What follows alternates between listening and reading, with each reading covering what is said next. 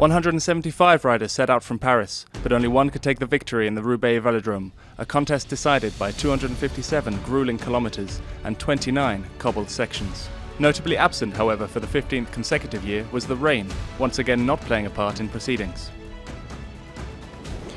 As usual, a permanent breakaway group formed from the beginning, as 9 hopeful riders looked for an early lead. Among them the Spaniard Marc Soler, recent winner of Paris-Nice. With the wind at their backs, the riders covered ground quickly in the first part of the race, but after several falls it was a smaller peloton which later entered the Trench of Arenberg, cobbled section number 19 and first arbitrator of Paris-Roubaix.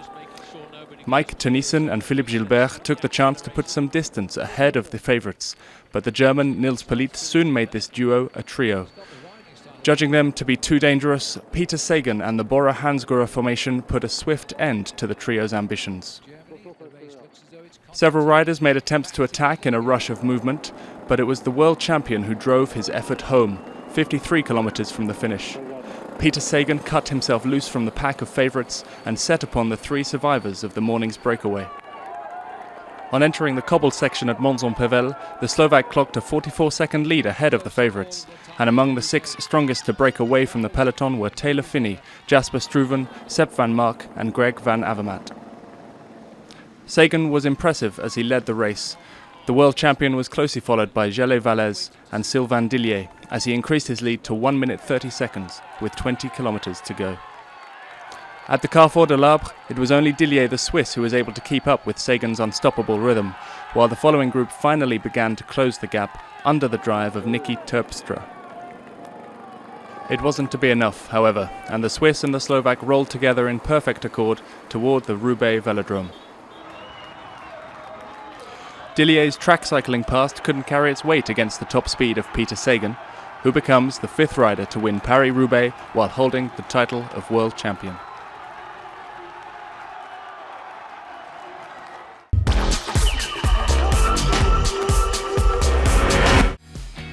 The list of victories in the Flanders is now complete for Peter Sagan.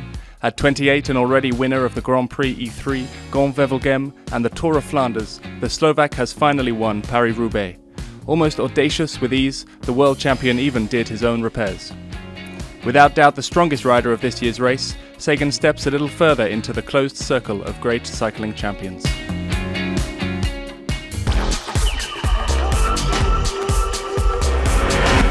Amazing. No, I'm so tired after this race, but I have to say this year I never been involved in some crash. I never felt tired, and after I just saved energy, and after I just did one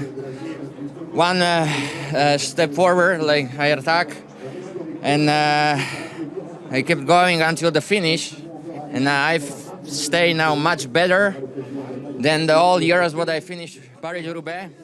I was much more tired than today.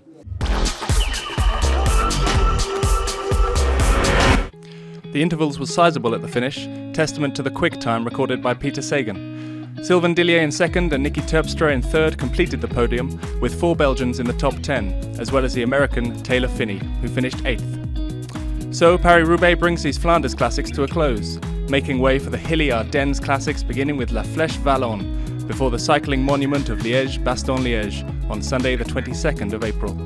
For now though, we leave you with the most beautiful moments of this 116th edition of Paris-Roubaix.